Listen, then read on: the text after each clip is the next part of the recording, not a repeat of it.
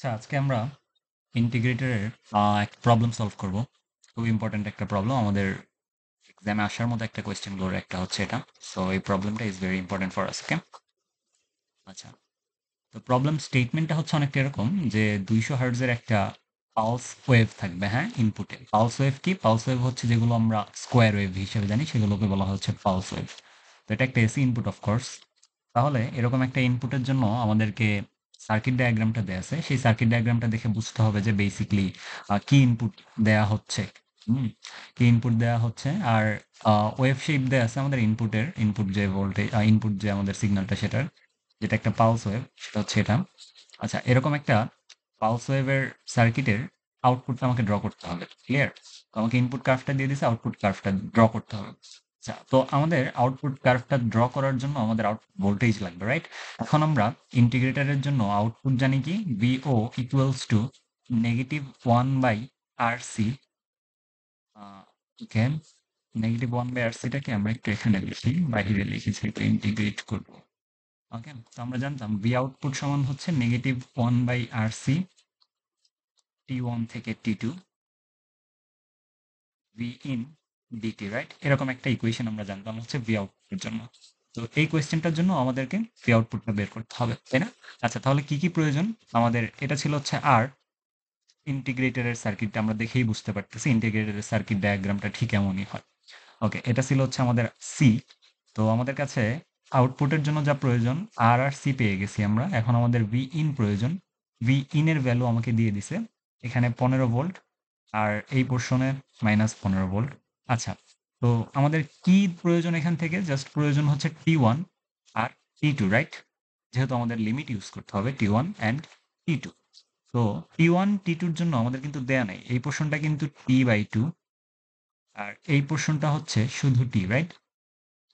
আচ্ছা, তো আমরা টি বের করব। কিভাবে বের করব? পর্যায়কাল বের করার জন্য আমাদের একটা হিন্ট দিয়ে দিছি, সেটা হচ্ছে ফ্রিকোয়েন্সি দেয়া আছে, রাইট? এখন আমরা জানি টি ইকুয়ালস টু 1/f, তাই না? আচ্ছা, এই পর্যন্ত আমরা জানি টি ইকুয়ালস টু 1/f।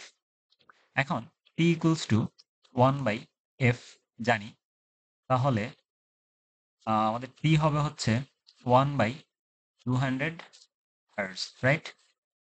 আচ্ছা, তো 1/200 হার্টজ যদি করি, তাহলে আমাদের আসতেছে হচ্ছে কত? তো যদি করি 1/200,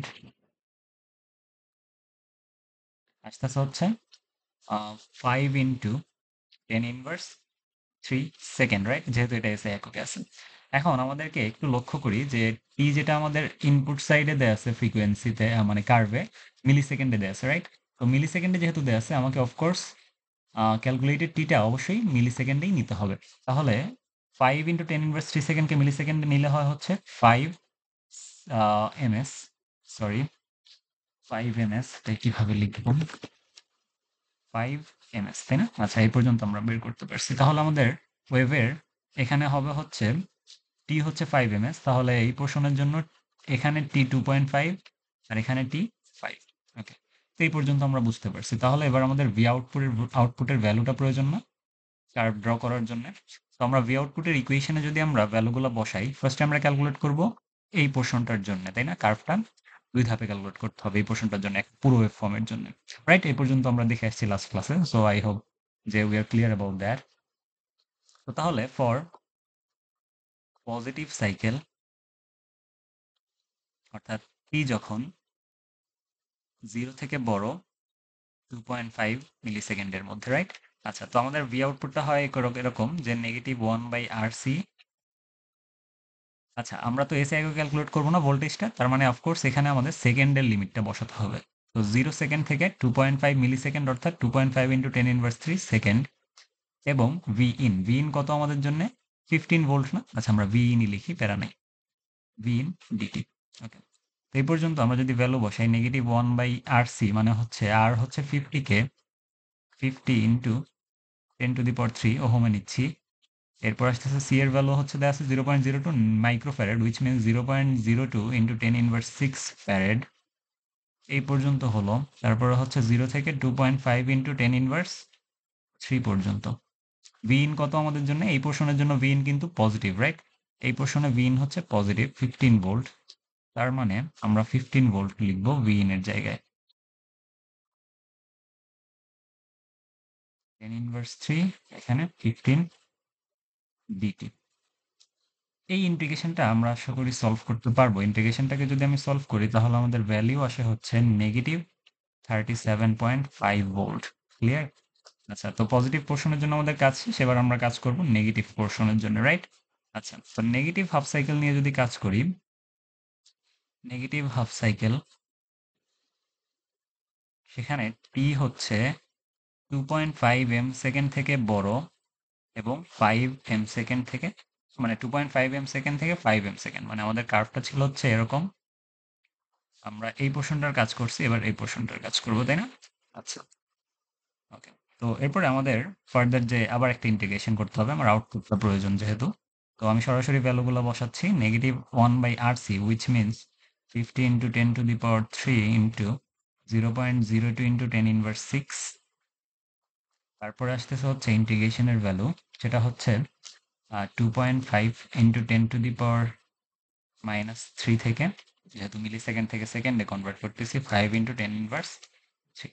আচ্ছা, এখানে একটা মজার ব্যাপার আমাদেরকে মাথায় রাখতে হবে, সেটা হচ্ছে আমরা যখন পুরো ওয়েভ নিয়ে কাজ করতেছি, আমরা আগে দেখছিলাম হচ্ছে ইন্ডিভিজুয়ালি একবার এই পোর্শন কাজ করছি, এই পোর্শন কাজ করছি আমাদের সলভ করার জন্য। বাট নিউমেরিক্যালি আমরা যখন সলভ করব, আউটপুট ওয়েভটা মিলানোর জন্য আমরা যখন নেগেটিভ পোর্শনটা নিয়ে কাজ করব, তখন আমাদের প্রিভিয়াস ইনপুট সাইডটাকেও এর সাথে ইনক্লুড করতে হবে, তাই না? আচ্ছা, তাহলে আমাদের সেকেন্ড পোর্শনের জন্য যদি কাজ করতে চাই, আমাদের আউটপুটের ওয়েভে প্রিভিয়াস পোর্শনের যে রেজাল্ট ছিল সেটা কিন্তু এরকম ছিল না।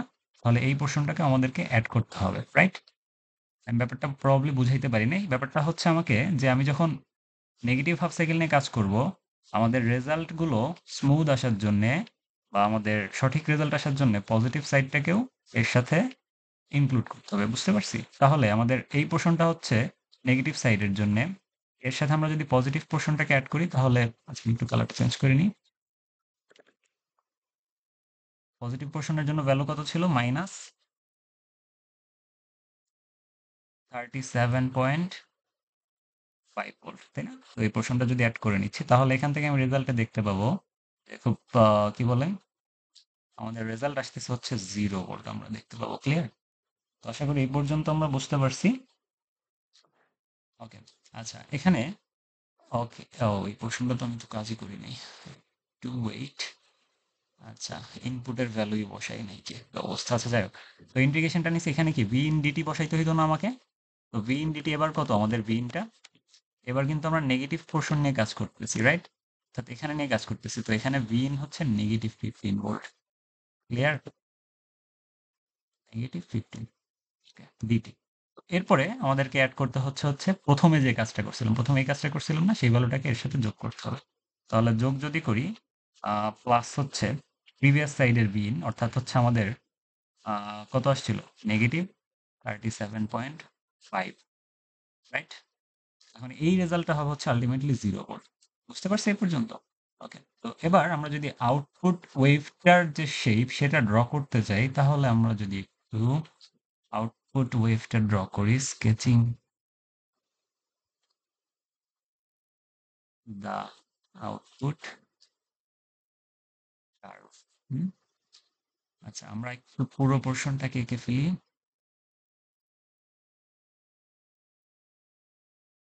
বড় করে এঁকে, যেহেতু আমার কার্ভটা হচ্ছে একটু বড় আসবে। আচ্ছা, তো ইনপুটটা আঁকবো আমরা সাদা কালি দিয়ে, হ্যাঁ? তো ইনপুটটা ছিল হচ্ছে এরকম।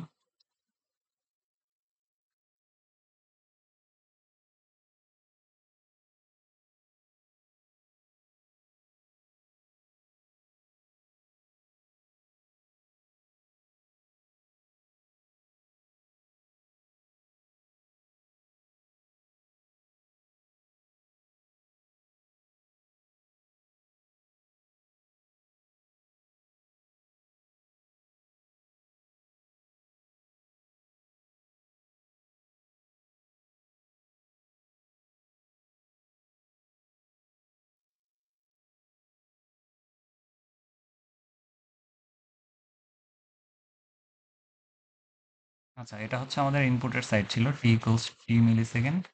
পাশে আমাদের হচ্ছে একবার আসবে v in, আর একবার দেখবো আমরা হচ্ছে v out, রাইট? ওকে, তো এই পোর্শনটাতে হচ্ছে আমাদের 15 ভোল্ট, 15 ভোল্ট। এই পোর্শনটাতে হচ্ছে আমাদের নেগেটিভ 15 ভোল্ট। আচ্ছা, তো আমরা এবার যদি আউটপুটটা ড্র করতে যাই, আমাদের আউটপুটটা কিরকম ছিল কাইন্ড অফ? আমাদের আউটপুট ছিল হচ্ছে টি যখন 0 থেকে t/2 পর্যন্ত, তখন আমাদের আউটপুট ছিল হচ্ছে নেগেটিভ 37 ভোল্ট, রাইট? এখানে হচ্ছে t/2, এখানে হচ্ছে t, বুঝতে পারছি? আচ্ছা, তো আমরা তখন আমাদের আউটপুট ছিল হচ্ছে নেগেটিভ 37 ভোল্ট, 37.5 প্রবাবলি। আচ্ছা, যাই হোক, 37.5 ভোল্ট। যখন t/2 থেকে t পর্যন্ত, তখন আমাদের আউটপুট ছিল হচ্ছে 0 ভোল্ট, বুঝতে পারছি? আচ্ছা, তো আমরা জানতাম আগে থেকে, লাস্ট ক্লাসে আমরা দেখে আসছি, যদি আমি একটা স্কোয়ার ওয়েভকে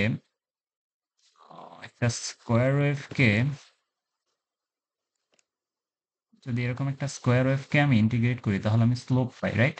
স্লোপ কেমন ছিল? এরকম একটা ওয়েভ শেপ পাই, রাইট? এরকম একটা ওয়েভ শেপ পাই আমরা, মানে স্কোয়ার ওয়েভকে ইন্টিগ্রেট করলে রেজাল্টে আমরা স্লোপ পাই, সরি ট্রায়াঙ্গুলার পাই, ভুল বলছি আমি, ট্রায়াঙ্গুলার পাই। লাস্ট ক্লাস থেকে আমরা এটা জেনে আসছি। তো ট্রায়াঙ্গুলারটা হচ্ছে কাইন্ড অফ এরকম নেগেটিভ বা পজিটিভ সাইড এরকম একটা ওয়েভ হয়, রাইট? তাহলে আমরা যেহেতু এখানে পালসকে বা স্কোয়ার ওয়েভকে ইন্টিগ্রেট করতেছি, তাহলে অফকোর্স আমরা একটা ট্রায়াঙ্গুলার ওয়েভ পাবো, রাইট?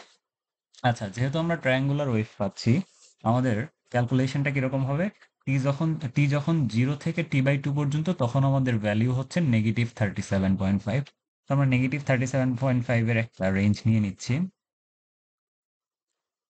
37.5 ভোল্ট। এদিক থেকে আমরা ধরে নিচ্ছি পজিটিভ 37.5 ভোল্ট, বুঝতে পারছি? আচ্ছা, তো আমাদের যখন t 0 থেকে t/2, তখন আমাদের আউটপুট হচ্ছে নেগেটিভ 37.5। আউটপুটটা কিরকম হওয়া উচিত? আউটপুটটা হওয়া উচিত ঠিক এরকম, তাই না? যে এরকম একটা ওয়েভ আসবে কোন পর্যন্ত? t/2 পর্যন্ত, এবং সেটা হবে হচ্ছে, এত বাঁকা কেন? ঠিক এই পর্যন্ত, তাই না? আচ্ছা, এরপরে আমাদের পরবর্তী সাইকেল t/2 থেকে t পর্যন্ত, তখন আমাদের আউটপুট হচ্ছে 0 ভোল্ট, তাই না?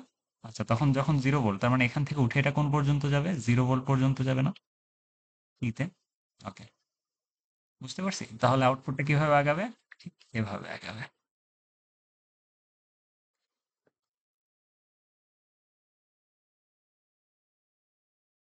তাই না? আচ্ছা, আচ্ছা, তো যাই হোক, I hope I'm clear about this. This is very important for your exam. Okay? আমি আরেকবার ওই পোর্শনটা এক্সপ্লেন করতে চাই, যেটা হচ্ছে আমরা বললাম একটু ঝামেলা আমাদের। সেটা হচ্ছে আমরা যখন এরকম প্র্যাকটিক্যালি ক্যালকুলেশন করব, তখন আমার ক্যালকুলেশনে টি যখন 2.5 থেকে 5 পর্যন্ত, তখন আমাকে প্রিভিয়াস সাইডের ইনপুটটাকেও যোগ করতে হবে। হুম? আচ্ছা, তো যাই হোক, এই পর্যন্ত আশা করি আমরা বুঝতে পারছি।